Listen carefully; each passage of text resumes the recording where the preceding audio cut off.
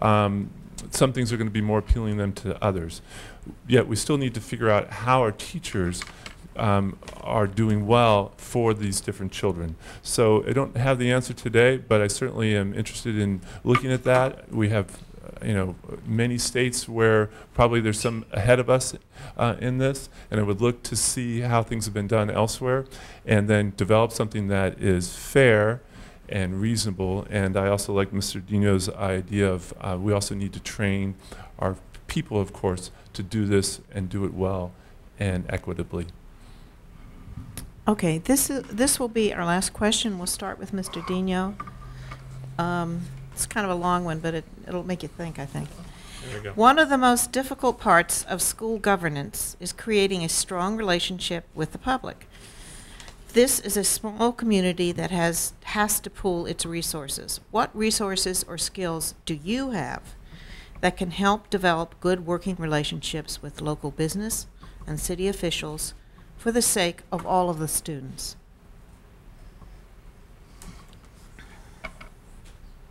You want me to read again? Yes, read it again, please. It's a thoughtful one. One of the most difficult parts of school governance is creating a strong relationship with the public.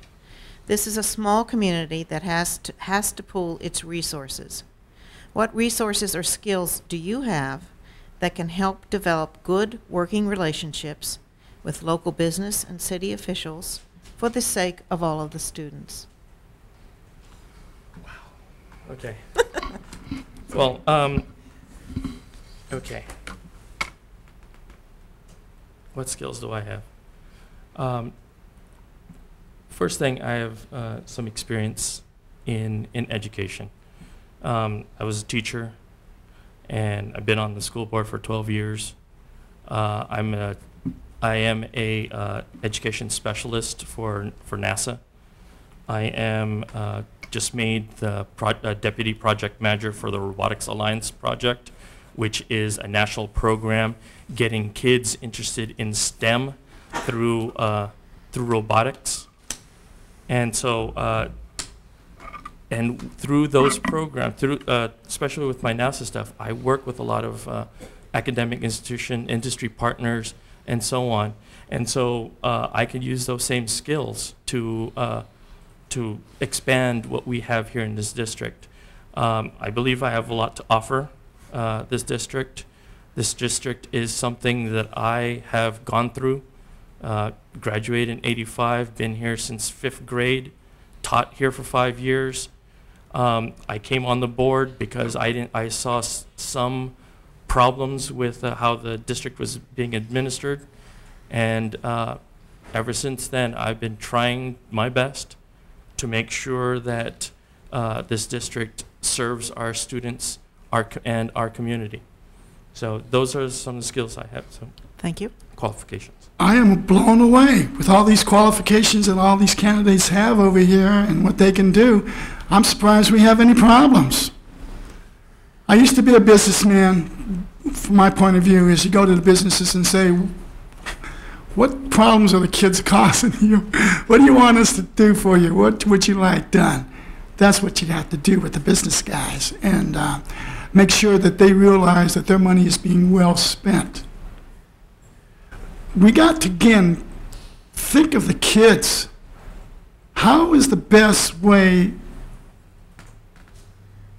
What are they dealing with? What's the best way of making them succeed? I have a friend of mine, his name is Pastor Steve, Victory Outreach. He started Victory Outreach. He was the Mexican Mafia. I'm going to bring my boys in, and I'm also bring Father Jose from Our Lady, and another great woman, Castin Austin Fitz. We're talking to the gangs, and we're going to present a proposal to them to have peace within the district, because it is in their best interest. The street says that in 2008, the crash with the money markets was done by the cartels because they got ticked off because they were dissing the Mexican immigrants. So if we can work with the fellas, we can have peace in the district, and we can make this place live, breathe, and jump. Okay, so the skills that I would bring are some of the ones that I think are unique to my involvement, which include my marketing background, my communication and collaboration skills. Example of this is I was one of the co-founders of the New Haven Boosters Association. So this is a group of about 6 parents that were very concerned about losing co-curricular programs in our district and decided to do something about it. So we got together and we formed some ideas and developed some programs and some fundraisers that really brought together not only funding but also awareness in our community of these programs and the likelihood that they were going to be we're going to lose them. So I used my marketing skills, used my communication skills, working with other people, you know, diverse groups. We had a difficult issue. We had to try to figure out a way to get everyone to agree that it's not just one program, it's not just band, it's not just forensics, not just a sport, it's all these programs. We have to save them all together. So that took some collaboration skills, which I also have. Another thing that I have is my I'm very active beyond even the schools, but then also in the community. Relay for Life, different scout organizations, a number of organizations, and I've used all those skills and have created a lot of connections. So I have a number of endorsements, Assemblymember Wachowski, all the city council, mayor-elect, other local politicians. Thought I'd have more time to think about this question as I listen to the other responses, but like, I'm not a politician. I'm a mom, I'm a daughter, I'm an American taxpayer. What you see is what you get. I'm involved in my community. I speak my mind despite what some of the comments that were made up here. I do care about your kids. My kids are part of this system. I came through this system. My parents came through this system. The reason why I got involved in school district politics, if you will, because I care. I come from a community that has been underserved and hasn't had a voice for a very long time. And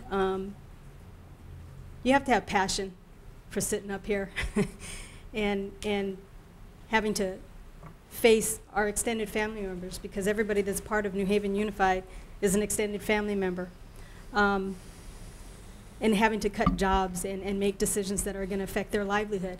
It's tough. Sometimes I ask myself, I don't even know why I'm running for re-election. It's tough, but it's because I care.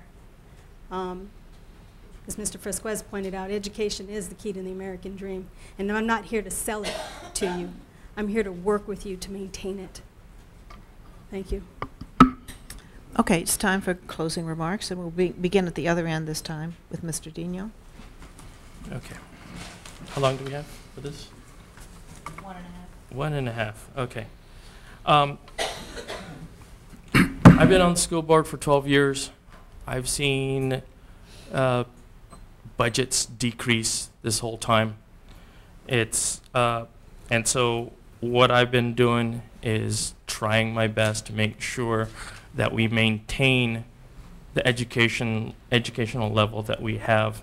Our high standards, try to maintain them despite the lack of funding that we get from the state, looking for other resources, other things. So I've been trying to work with the system, trying to make sure we survive this weird situation we're in.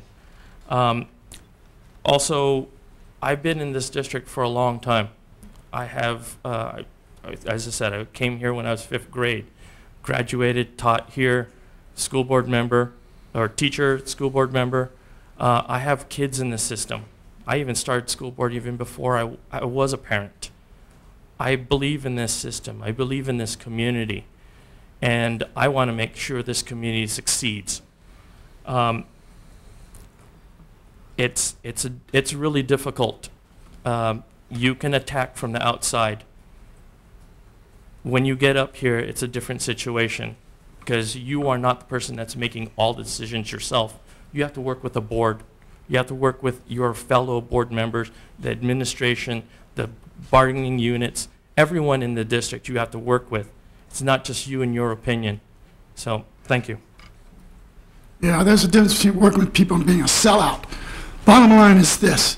I don't care if you're a mom, you're a pop, or you're from La Raza, or whatever. Fine, that's great. But did you take it home with you? That's a big difference there. What I'm selling, and I hope you're buying it, is that's the American dream. They have sold out the American dream. No ifs, ands, or buts. The program was a failure, and they're going along with the program. They didn't even inform you of the failure of the program. They didn't even fight you. Yeah, obviously, if when I get elected on the board, with your help, I'm not going to agree with these people. So what am I going to do? I'm going to go to the people, because that's where the power is. I am dead set about the American dream. What did Langston Hughes said in the middle of the Great Depression? And this is the black guy. He wants the American dream restored to whites and also for minorities. He's talking about what happens when a dream is deferred. Does it just dry up or does it explode? The American dream, somewhere over the rainbow, skies are blue, and the dreams that you dare to dream really do come true. Dare to dream with me, we can do it. If we have a united stand, United USA, United Stand for All, we can make this place live, breathe, and jump. Thank you.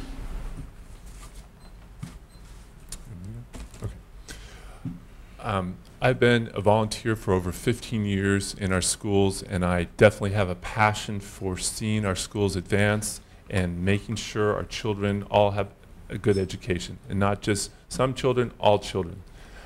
I have been out talking to people for this campaign, and one of the things I've learned is that not everyone understands what is happening, and as amazing that is to me, you know, it really is true. So you go and talk to someone, and they don't know about Prop 30, and they don't know about the issues that we're facing. So I think that the community can be a bigger help for us. We have 20,000 residents, or 20,000 households in our city. If even half of them could donate $100, we would have another $1 million in our program that we could use to reopen our libraries and get some of our class sizes possibly smaller. So what I'm proposing is to continue my fight and my passion for schools and to have better connections with our community so that we can achieve the goals that we all want for our children. Thank you. Well, I'm going to make this pretty short. I think that I have actually learned a lot and grown a lot sitting up here in the dais the last 4 years. I believe that I have done a great job, and also with the support of my fellow board members, of leading as president for the last 2 years through some very difficult times. Those of you who know me and who've kind of seen me in action, so to say, I speak my mind, say what I need to say, and I move on. So I'm asking that you continue to allow me to serve you, to serve this community in that capacity for the next 4 years. You're not going to see any signs. You're not going to see me knocking on doors and shaking hands. This is not my thing. So if you would like to endorse me, you can do that by voting on November 6th. Thank you. I'd like to thank all of the candidates for being here and being willing to run for this important office in our community, and you, the audience, for attending tonight. We should have a copy of the video up on our website early next week. I also want to encourage all of you to go to smartvoter.org to find out more about the issues, and you can type in your address. You'll get your full ballot, all of the additional information relating to the ballot measures and the candidates. And for heaven's sakes, don't forget to vote on November 6th or vote by mail. Thank you very much.